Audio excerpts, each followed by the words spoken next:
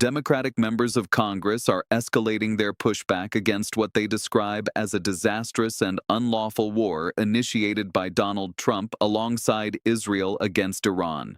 The rhetoric is sharp, the stakes are enormous, and the constitutional questions are profound.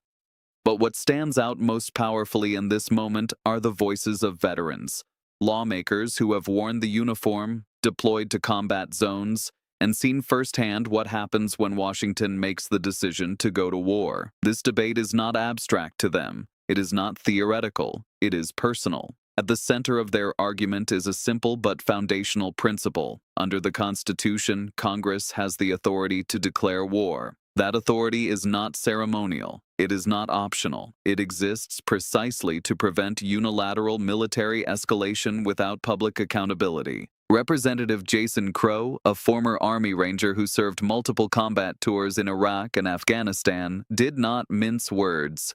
He accused Trump of plunging the United States into another war of choice in the Middle East, a war with no clear endgame, no congressional authorization, and little visible public support. Crow's frustration is not ideological theater. It is rooted in lived experience. He has led troops in combat. He has watched working-class Americans carry the burden of foreign policy decisions made by political elites. Crow framed the moment starkly. When powerful figures in Washington beat the drums of war, it is not their families who deploy. It is not their children who sit in armored vehicles or patrol hostile streets.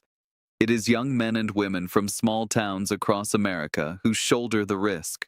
That sentiment was echoed forcefully by Representative Pat Ryan, another veteran who served 2 combat tours in Iraq. Ryan invoked the lessons of 2001 and 2002, when the United States entered prolonged Middle Eastern conflicts under claims of urgency and national security necessity. He reminded Americans why the War Powers Resolution was strengthened after Vietnam, to ensure that presidents cannot send troops into harm's way without making their case to Congress and the public. Ryan's message was direct. Before committing American lives, the president must articulate clear objectives, defined costs, and an exit strategy. In his view, none of those elements have been presented. He warned against repeating the logic of, "we'll figure it out as we go," a mindset that cost him friends on the battlefield. The War Powers Resolution of 1973 was enacted in the aftermath of the Vietnam War to reassert congressional authority over military engagement. It requires presidents to notify Congress within 48 hours of deploying armed forces and limits unauthorized military action to 60 days without congressional approval. Critics argue it has often been sidestepped or loosely interpreted. Supporters argue it remains one of the few structural guardrails against executive overreach. Ryan co-sponsored a bipartisan War Powers Resolution alongside lawmakers from both parties, including libertarian-leaning Republicans skeptical of foreign intervention. That bipartisan dimension is significant. Opposition to unilateral war is not confined strictly to Democrats. It reflects a broader wariness among some conservatives about prolonged foreign entanglements. Senator Mark Kelly added another dimension to the debate. A former Navy combat pilot who flew missions during Operation Desert Storm, and later a NASA astronaut, Kelly carries both military and scientific credibility. He expressed confidence in the professionalism of American service members, but questioned whether the mission itself makes strategic sense. Kelly drew parallels to past conflicts where intelligence claims about imminent threats were later scrutinized. He emphasized that the question is never whether American troops can execute a mission, they can, but whether the mission enhances national security and whether leaders have articulated a coherent post-strike plan. His point underscores a recurring pattern in modern warfare. Airstrikes can begin conflicts, but they rarely resolve underlying political instability.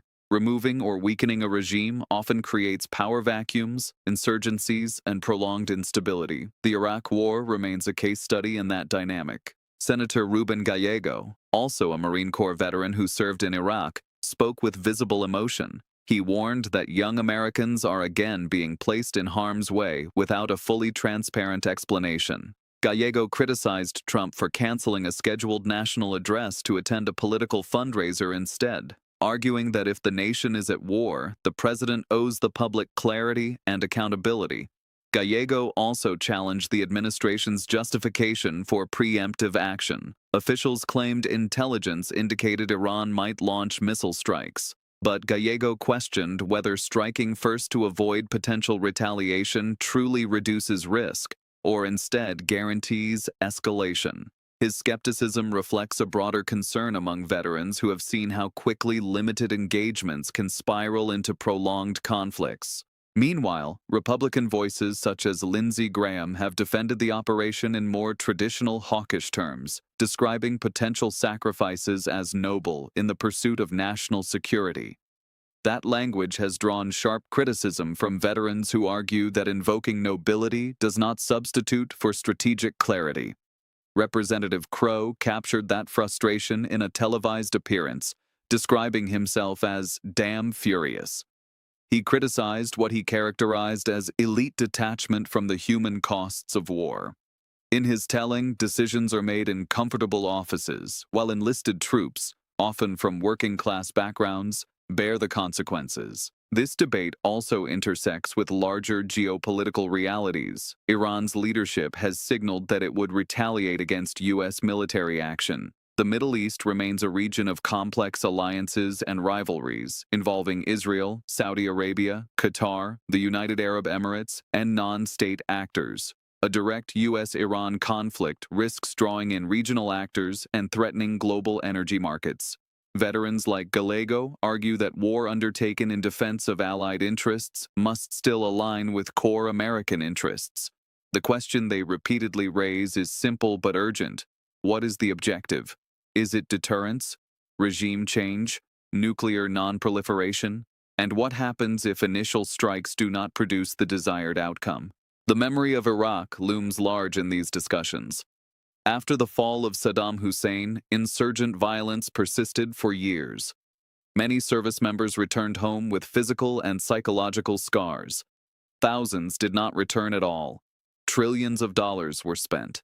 That history informs the caution expressed by veterans now serving in Congress.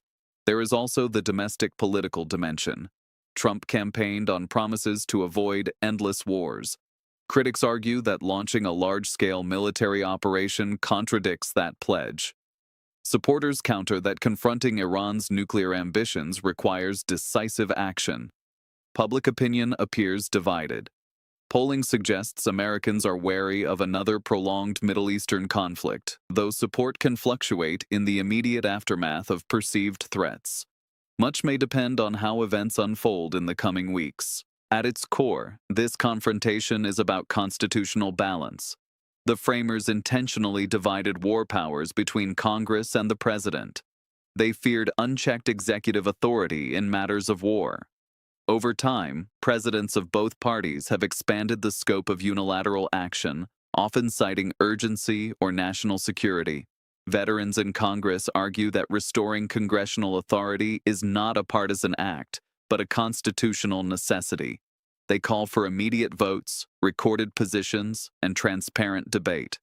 Jason Crow put it plainly: accountability requires lawmakers to go home and face constituents, to explain why they voted to risk American lives. That, he argues, is how democracy is supposed to function.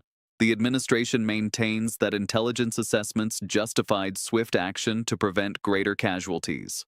Critics respond that intelligence has been misused before and that preemption without deliberation risks repeating historical mistakes. Beyond policy and legality lies the human dimension. Families on military bases across the globe are watching events unfold with anxiety. Troops stationed in Bahrain and other regional installations are on heightened alert. The possibility of missile strikes or proxy attacks is real.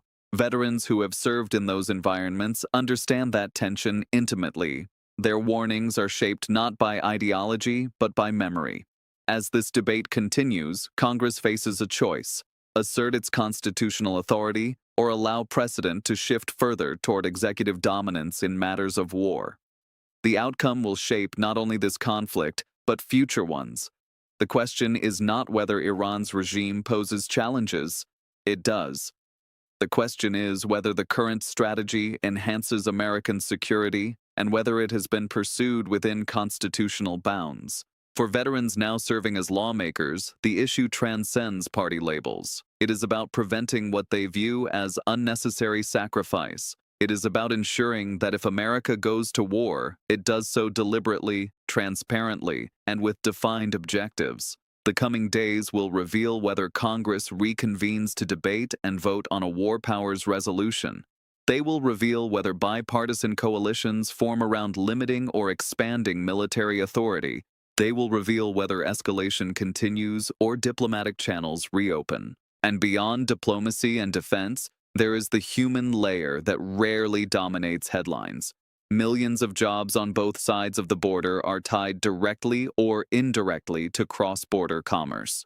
From auto workers in Detroit to lumber producers in British Columbia, supply chains are deeply intertwined. When tariffs rise, costs don't simply disappear, they ripple outward. Businesses adjust prices, delay hiring, or scale back expansion. Consumers absorb higher costs at checkout counters. Small firms, operating on thinner margins than multinational corporations, often feel the strain first. Financial markets also respond to uncertainty with speed and intensity. Investors monitor trade rhetoric as closely as economic data. Sharp statements can trigger volatility in equities, currency fluctuations between the US dollar and Canadian dollar, and shifts in commodity markets tied to energy and agriculture. While markets eventually stabilize, repeated shocks erode confidence and increase the premium investors' demand for risk. In the long run, the question is not whether two neighboring economies can withstand tension. They can. The deeper issue is whether recurring trade brinkmanship becomes normalized. If it does, companies may quietly diversify supply chains away from North America altogether, seeking jurisdictions where policy appears steadier. And once that capital relocates, it rarely returns quickly. What is undeniable is that the voices of those who have fought in previous wars carry particular weight. They speak from experience. They understand both the necessity of force in certain circumstances and the tragic costs when force is used without clear purpose. In moments like this, democratic accountability depends not only on institutions, but on courage. The courage to question, to debate, and to insist that war is never entered lightly. As the nation watches developments unfold, one reality remains constant. The decision to send troops into combat is the gravest responsibility any government can assume. It demands clarity, it demands constitutional adherence, and it demands honesty with the American people about risks, costs, and consequences. Whether that standard is being met is now the central question facing Congress, the administration, and the country.